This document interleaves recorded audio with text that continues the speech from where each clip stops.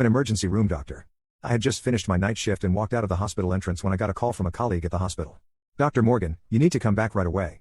A critically injured patient just arrived, and the director wants you back immediately to assist with the emergency procedure." I instinctively turned around to head back, but suddenly floating text appeared before my eyes. "Whatever you do, don't enter that operating room. Don't participate in this procedure. The patient is already dead. You're just going to be the scapegoat for the director's daughter. This patient comes from a powerful family. Not only will you get a death sentence, but your parents will be driven to suicide, too." My footsteps froze. A few seconds later, my heart went cold. I decided to trust these messages and take this gamble. My eyes quickly scanned the ground. I immediately locked onto an uncovered manhole on the road surface. I gritted my teeth and squeezed my eyes shut, then threw myself deliberately into the opening. I've been working as an emergency room doctor for almost 10 years now. I've always valued my patients' lives more than my own. So, when I received that call from my department, I didn't hesitate for a second. I immediately turned back. Just as I was about to reach the emergency building in a trance, these floating messages suddenly appeared out of nowhere before my eyes. I froze. I shook my head frantically and rubbed my eyes, wondering if working night shifts had finally broken my brain. But the messages kept scrolling steadily above my head. "It's over the moment you step into that operating room. They'll declare the patient dead. They're waiting for you to go in so you can be their scapegoat. The entire operating room will cover for the director's daughter, Emily Tang, claiming your operational error caused the patient's death. Be careful."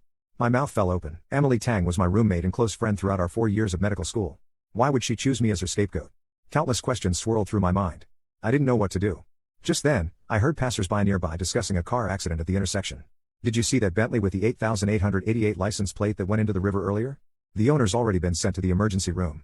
Looks like someone important." At that moment, my phone buzzed twice. Messages from Emily Tang. "Morgan, where are you? Hurry up. Pre-op is ready. We're just waiting for you. Move it. I'm waiting for you at the operating room entrance." Seeing these 3 urgent messages, the blood in my veins practically froze. Could there really be such a coincidence?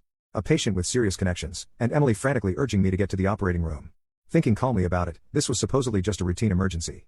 The emergency department had so many doctors on duty. What reason could there be that specifically required a doctor who just finished a night shift to rush back for surgery? Thinking about it this way, the floating messages seemed highly credible. Once I put on those scrubs, from that moment on, I'd become a lamb led to slaughter. The patient's death would be entirely blamed on me. Combined with testimony from all my colleagues, I wouldn't be able to clear my name even if I jumped into the ocean. I didn't dare think further. The more I thought about it, the more terrified I became. Looking at Emily's messages, I didn't reply immediately. Almost 10 minutes had passed since I received the notification. I quickly made a decision in my mind. Since the messages said I would be framed, then I would take this gamble. As long as I didn't appear in that operating room, no one could frame me. My eyes quickly scanned the ground.